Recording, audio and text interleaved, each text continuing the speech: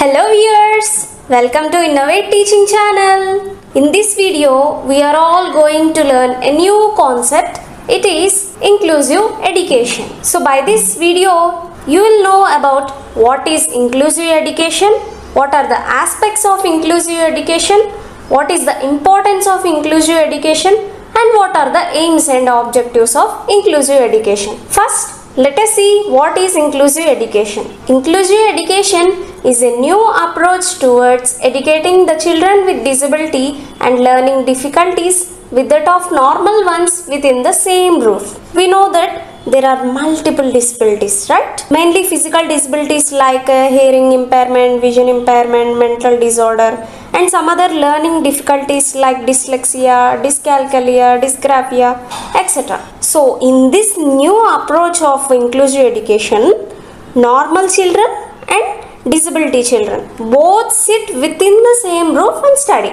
Inclusive education is also called inclusion. Inclusion means it is the education that includes everyone with non-disabled and disabled people. Disabled people are the people who are in need of special education. So this disabled and non-disabled people learn together in mainstream schools, colleges, universities and educational institutions. The principle of inclusive education was adopted at the World Conference on Special Needs Education. Inclusive education means the place where the children with or without disabilities participate and learn together in the same class. The idea behind inclusive education is that students with special needs will be placed in the same classroom environment as other students of their own age who do not have special needs. Inclusive education implies that all young learners, young people with or without disability, with disability or without disability, are being able to learn together through the access of common preschools and schools with an appropriate network of support services. Next, let us discuss what are the aspects of inclusive education. Understanding inclusive education as a continuous process. It means inclusive education is not a one-time event. It's not like a one-day batting.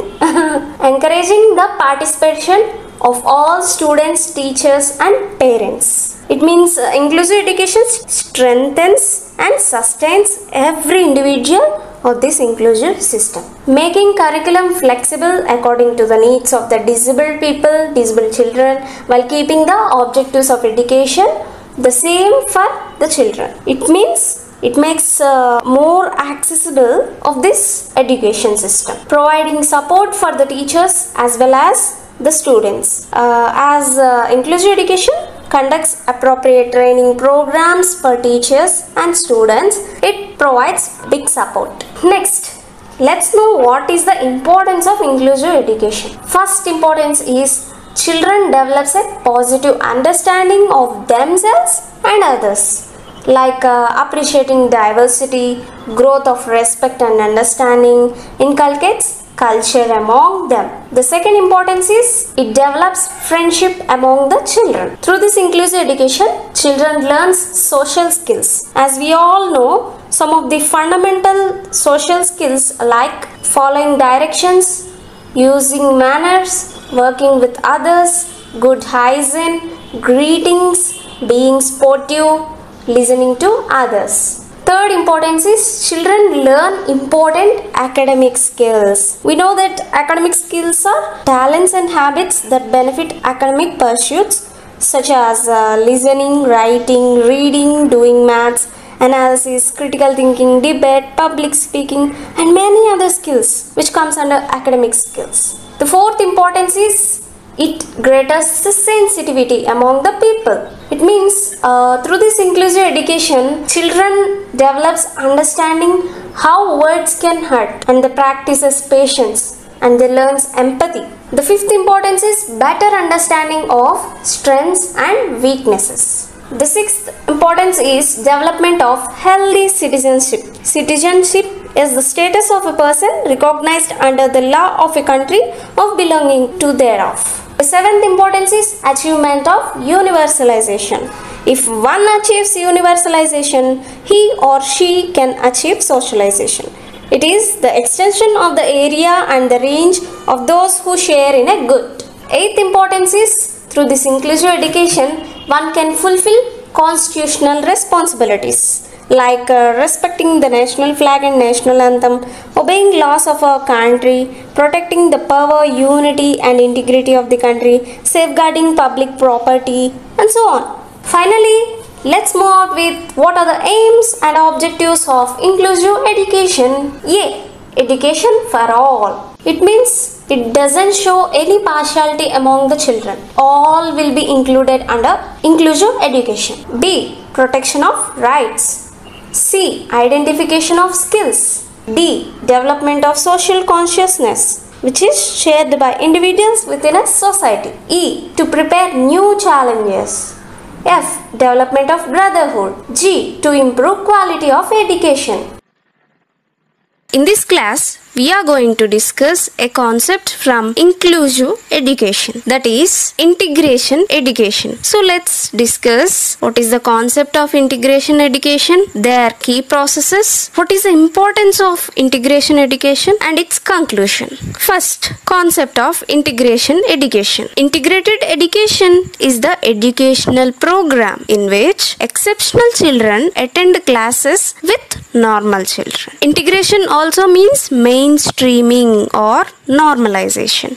The concept of integrated education arises as outcome of National Policy of Education 1986, recommended to provide equal opportunity to all, not only for access but also for success. You can see the highlighted words with colors, bold letters, underlines.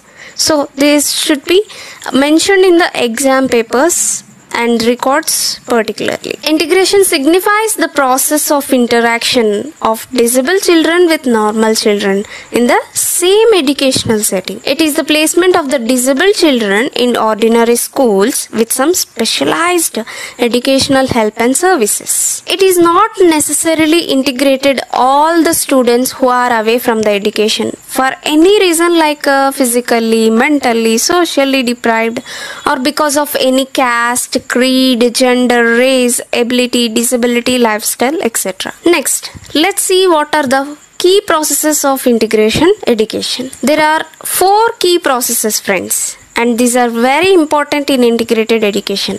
They are normalization, deinstitutionalization, mainstreaming, inclusion. Number 1, normalization. It is the process of creating a learning and social environment as normal as possible for the exceptional child and adult. Deinstitutionalization.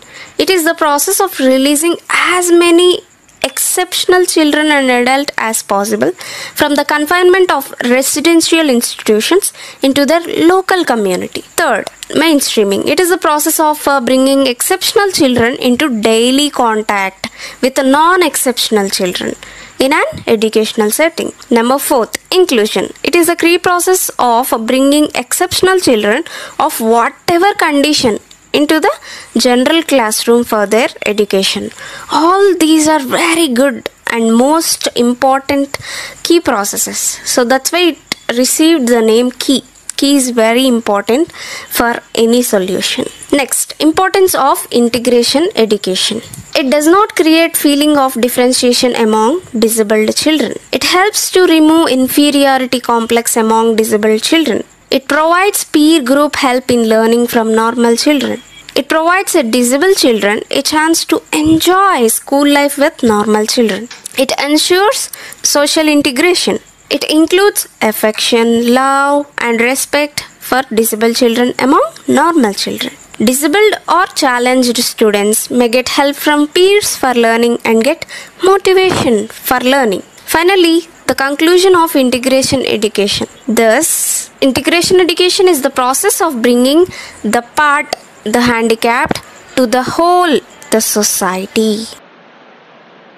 In today's class, I am going to discuss about inclusive education. Today, let's learn what is special education and their categories. First, let's discuss what is special education. Special education may be defined as the educational service over and above the regular school program, which is provided for only exceptional child to assist in the development of his or her potentialities and or in removing his disabilities.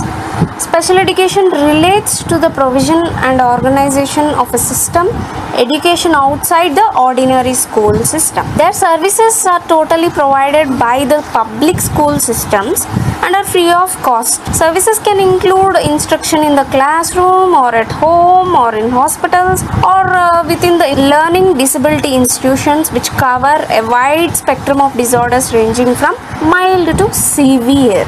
Next, what are the categories of special education? See, there are 14 categories of special education and they are defined by the Individuals with Disabilities Education Act. It stands for IDEA, not idea guys. It is Individuals with Disabilities Education Act. In order to quality for special education, children with special learning needs, which are as follows: 1. Autism, 2. Deafness, 3. Blindness, 4. Hearing disturbance, 5. Deaf blindness, that means including deafness and blindness, 6. Visual impairment, 7. Emotional disturbance, 8. Intellectual disabilities, 9. Multiple disabilities, 10. Specific learning disability, 11. Speech or language impairment, 12. Other health impairment, 13. Traumatic brain injury, 14. Orthopedic impairment.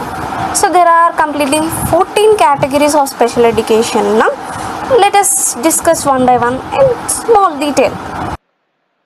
Autism is a developmental disability significantly affecting both verbal and non-verbal communication.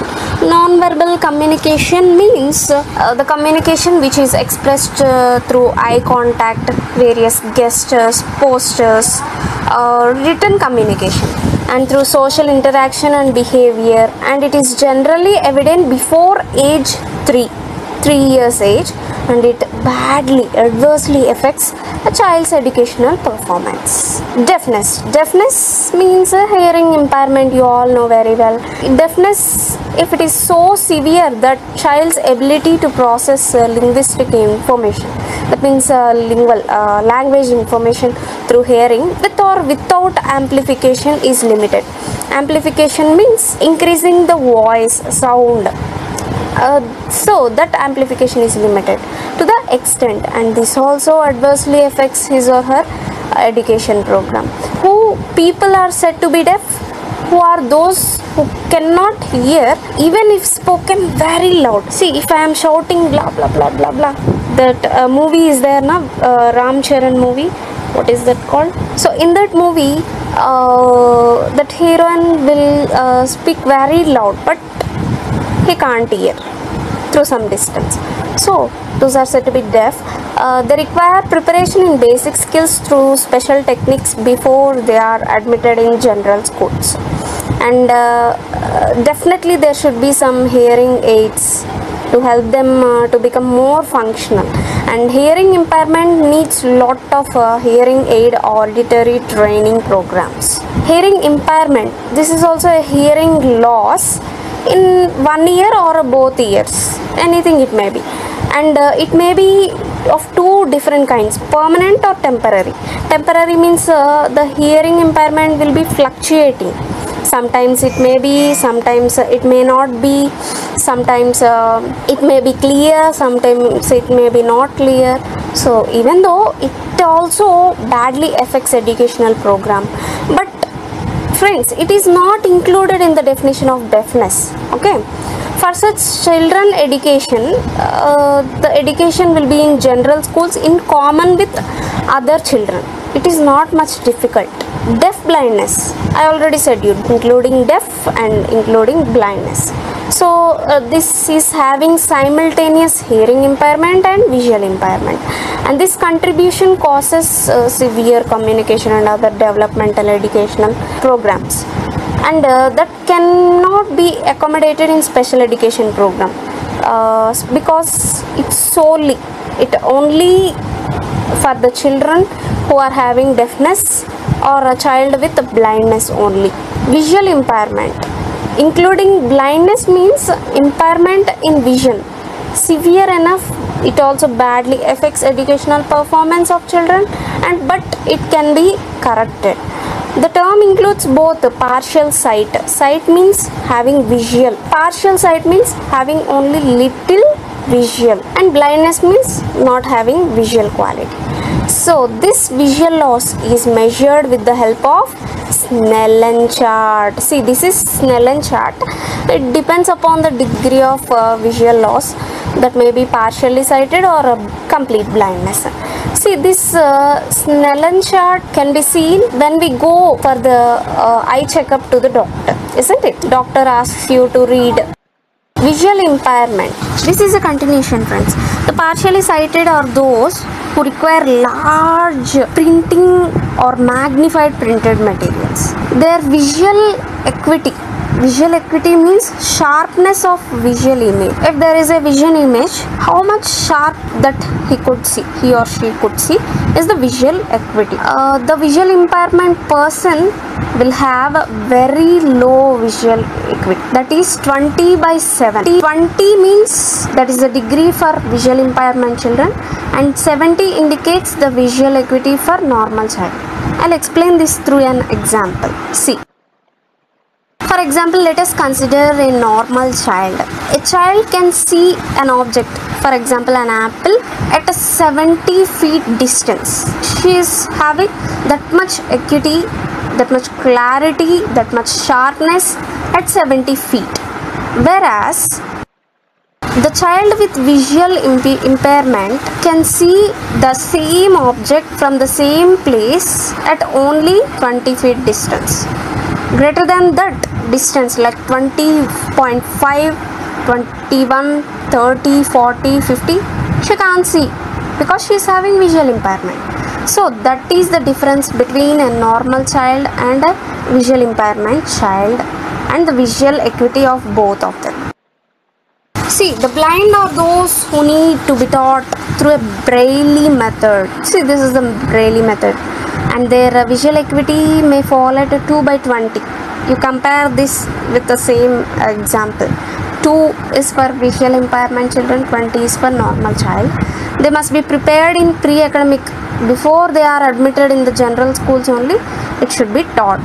And they need some orientation programs, training programs, mobility training, and more of oral instructions depending upon their degree of loss of vision. Okay. Emotional disability. Emotional disability means a condition exhibiting one or more of the following characteristics over a long period of time to a marked degree. This also affects, all are affecting child's educational performance only. So it's a God's grace. Without having any disability is like a heaven. See, emotional disability characteristics are an inability to learn that cannot be explained by intellectual, sensory or health factor, an inability to build or maintain satisfactory interpersonal relationships with peer and teachers, a general pervasive mood, that means bad mood of unhappiness or depression, a tendency to develop physical symptoms of fears associated with personal or school programs. So this can be defined by a term schizophrenia. Intellectual disability means significantly sub-average general intellectual functioning existing concurrently with deficits in adaptive behavior and manifested during the development period, which adversely affects a child's educational performance.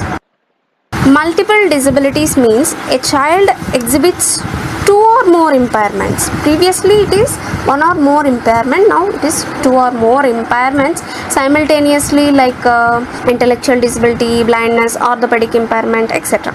A child may be blind and deaf, blind and orthopedically handicapped, mentally retarded and orthopedically handicapped, and so on. Not only fixed to this, there are many examples. He should have at least 2 or more. We should not expect having this, but example I was saying. In case of multiple handicap, one handicap may be primary handicap and other secondary, or one handicap may be more severe than the other handicaps. So this can be explained in any situation. It is therefore important to identify that primary medical care, superior instructions from the teacher, and a little love and affection from the parents and teacher are most preferable. Specific learning disability. Specific learning disability is a disorder in one or more of the basic psychological processes involved in understanding or using spoken or written language. A learning disability may manifest itself. Manifest itself means it clearly explains an imperfection, an inability to listen, to think, to speak, to read, to write, to spell, or to do mathematical calculations. Specific conditions can include perceptual disabilities. That means a child can't perceive what's going around and what animal I was seeing. Is it a dog or a cat, or it is a human, or what?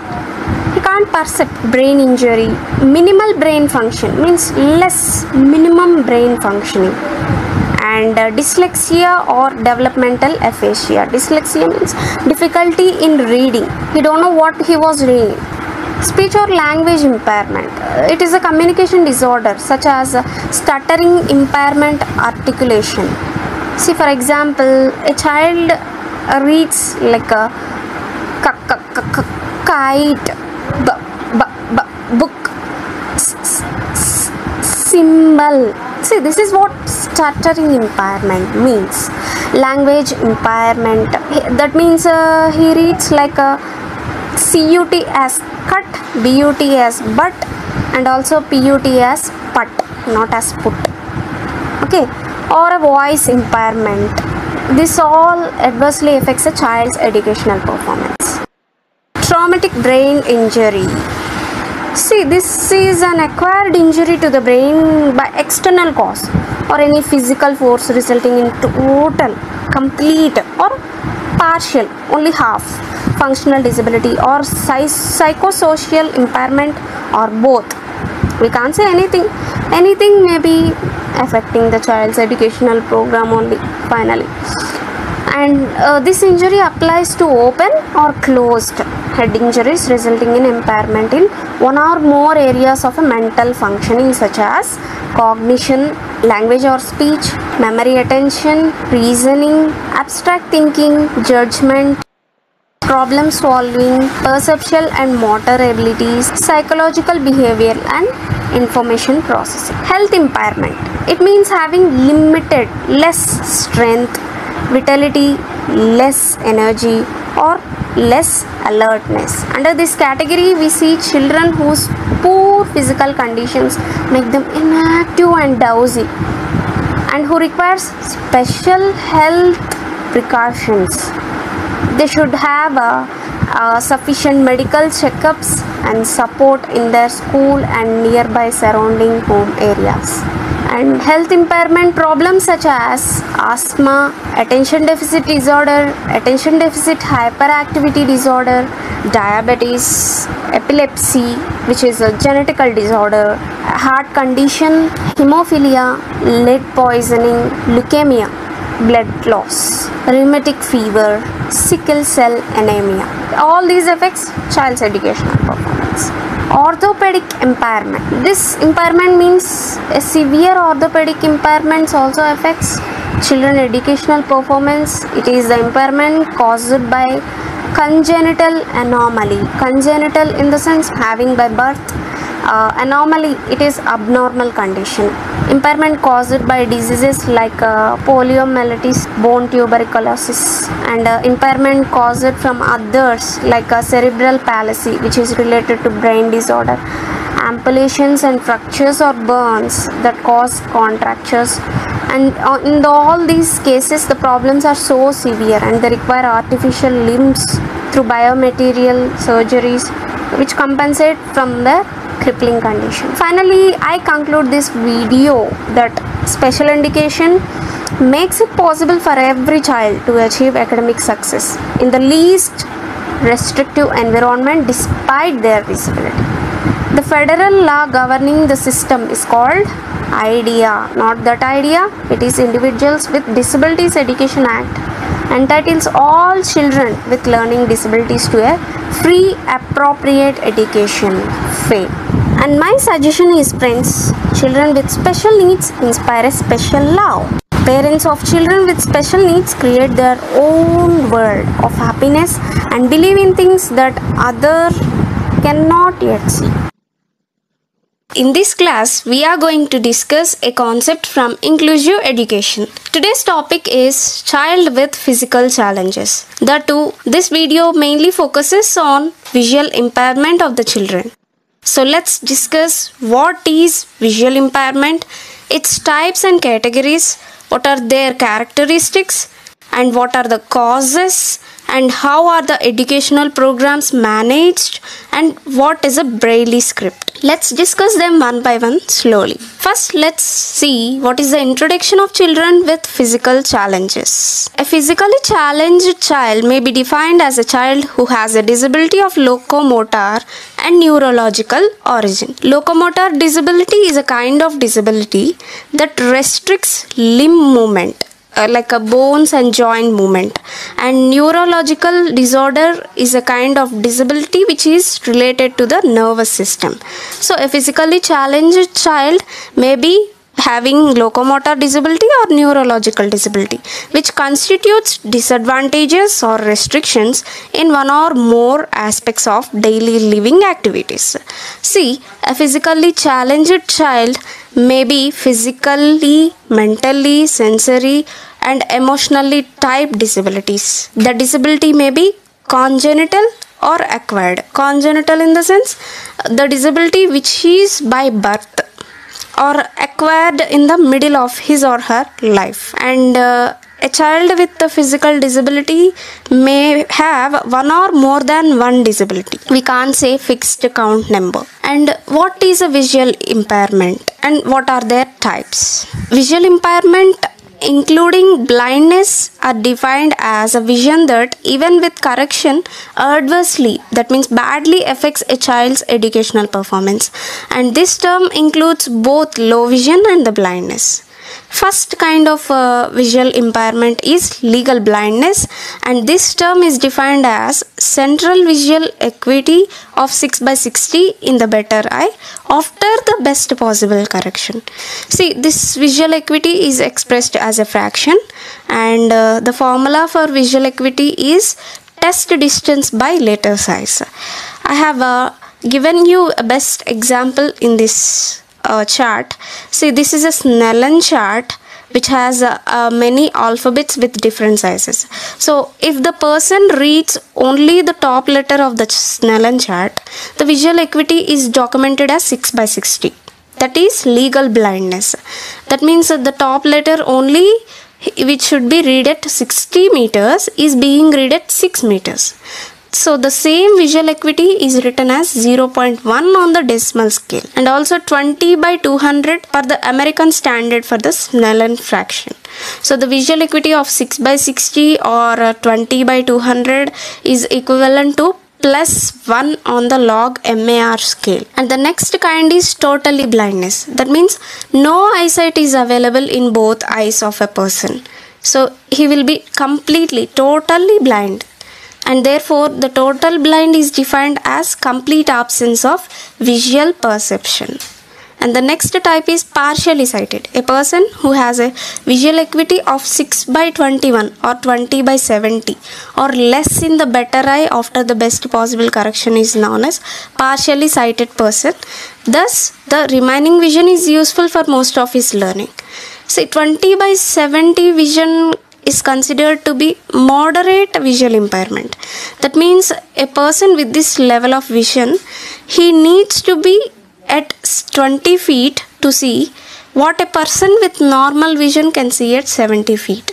I am giving you better examples for good explanation and good understanding. And the last type of visual impairment is low vision.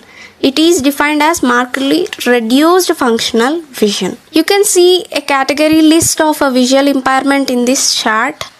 There are mainly 6 categories started from 0 to 5, and the corrected visual acuity, VA stands for visual acuity, better eye, is denoted by different fractions. You can see the chart, and according to that visual acuity fractions, WHO, World Health Organization, defined different categories, and the other working eye is named in this category, and the final column is the Indian definition. You can compare WHO definition, working definition and Indian definition with the fractions of visual acuity. And next, moving to the characteristics of visual impairment. So he or she rubs his eyes excessively. The eyes are watery. Eyelids are often red. Holds objects and books too close to the eyes. Head is very close to the book or any reading materials. Squints. Squints means the case in which the eyes don't look in exactly in the same direction at the same time. Blinks his eyelids more frequently. Takes help from the peers. Regular headaches.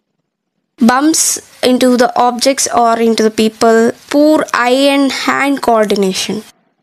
Uncomfortably moves his or her head forwards and backwards while looking at distant objects.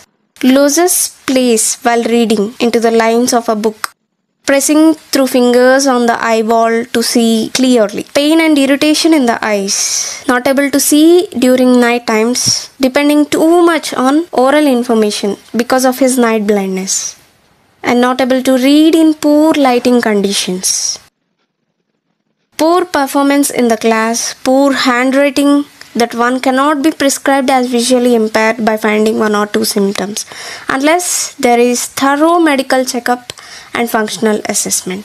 So these are many characteristics of visual impairment. Next, what are the major causes for this visual impairment disorder? Common diseases like cataract, glaucoma, age-related macular degeneration, that means breakdown of eye macula, corneal ulcers, diabetic retinopathy, childhood blindness, be it if moderate, xerophthalmia diseases, and conjunctivitis. Onchocerciasis, that is infection cause, retinal detachments, albinism, defect in melanin, astigmatism, nystagmus, that is uncontrollable movements of eyes, and optic atrophy, trachoma, infection in eyes.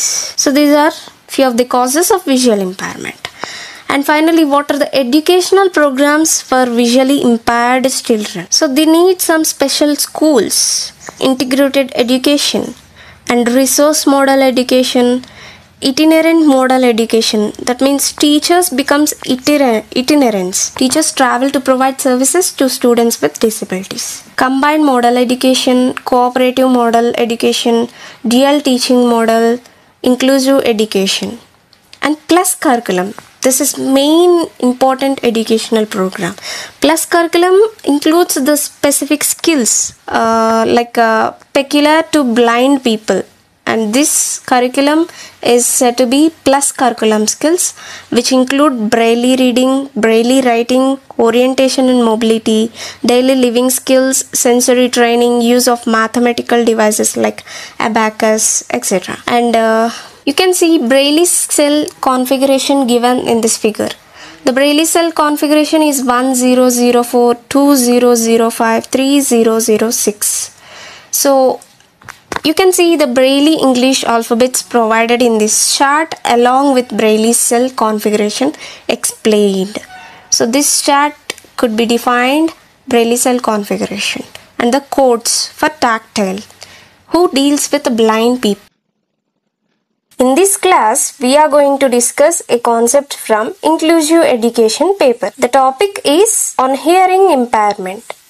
This video covers the concepts like meaning of hearing impairment, what are the definitions of hearing impairment, define deaf and hard of hearing, the characteristics of hearing impairment, types of hearing loss, their characterizations, what are the causes of hearing impairment, how can we prevent hearing impairment, and what are the national agencies working on this hearing impairment.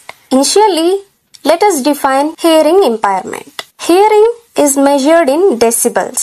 It is denoted in dB. Decibels are a measurement of sound, and this sound is recorded using an audiogram. A person with normal hearing can detect sounds as quiet as 10 decibels or 15 decibels. Hearing impairment is also called deafness or hearing loss. This occurs when there is a problem with or damage to one or more parts of the internal ear. Let us see what are the statements of hearing impairment. Hearing impairment has been described as the loss of hearing, temporary or permanent, ranging from mild to profound and sometimes total deafness. This statement is given by Tennessee in the year 1996. According to the Persons with Disabilities Act 1995, it defines hearing impairment as a loss of 60 decibels or more on the better in the conversational range of frequencies. Let me define deaf. Deaf means hearing impairment which is so severe that the student is impaired in processing linguistic information through hearing without amplification, and also which adversely, that means badly, affects education at his or her performance. Let me define hard of hearing. Hard of hearing means a hearing impairment. Deaf, hearing loss, hearing impairment, all are synonymously same. And this may be whether permanent or fluctuating. Sometimes it may fade away, sometimes it may come again, which unfavorably affects a student's education and his performance. Rehabilitation Council of Education considers hearing impairment as a loss of 70 decibels and above in the better ear, or total loss of hearing in both ears, not single ear, in both ears. What are the characteristics of hearing impairment? Let's see. The following are the characteristics. Soft sounds can't be heard, such as some speech sounds like s, p, k. Okay, and key parts of a particular speech sounds may not be audible, meaning sounds are mislead and words are misunderstood. Sounds are difficult to separate, so voices can become jumbled up with background noise. Hearing impaired children misses the tone of voice which conveys so much. Hearing impaired child suffers the humiliation of being thought stupid.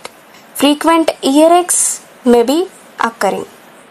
Participation in discussion, groups, meetings, conferences and lectures becomes impossible or difficult for hearing impaired children.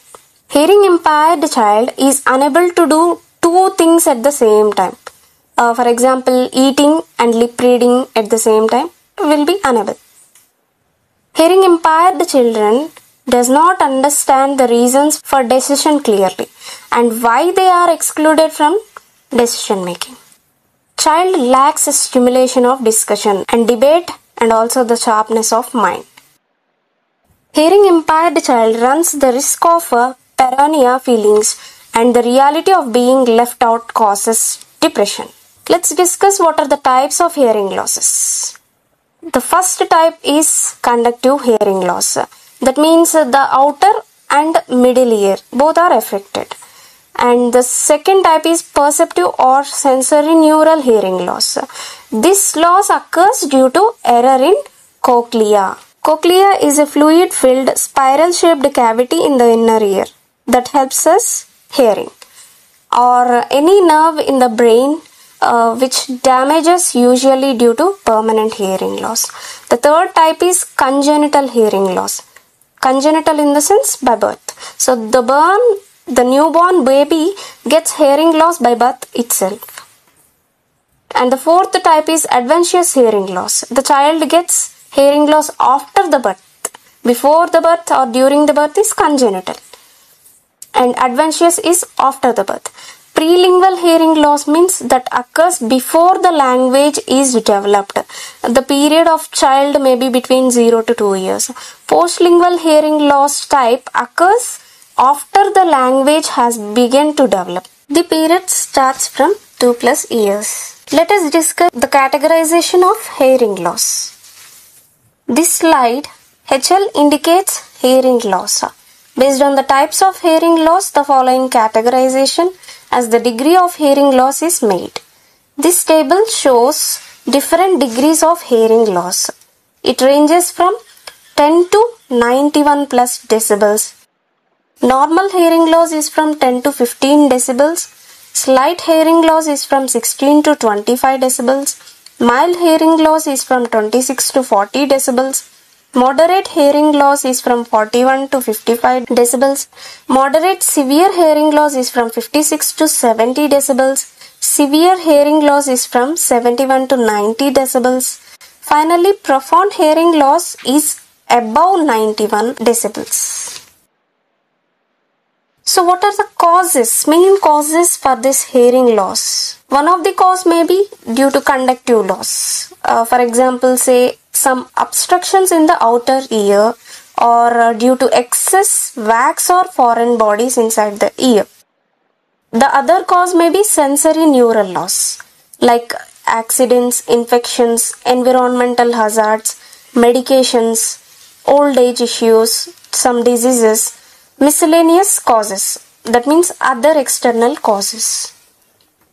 Then how to prevent this hearing loss, hearing impairment?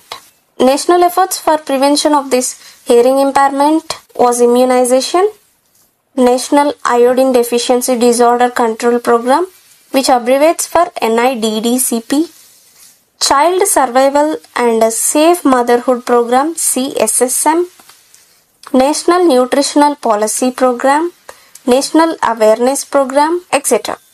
These are few of the national agencies. The other national agencies which work on this hearing impairment and hearing handicapped children are AYJNIHH, which abbreviates Ali Yavar Jung National Institute for Hearing Handicapped Children. This is a national level body of Government of India, is actively involved in implementing primary preventive measures. Also, it creates awareness by holding workshops, seminars and conferences through electronic and private media. Very great, right? All India Institute of Speech and Hearing. This is located at Mysore, and in Bangalore, Indian Institute of Speech and Hearing is located. RCI Rehabilitation Council of India, RCI is initiated a national-wide orientation program for the PHC, Primary Health Center.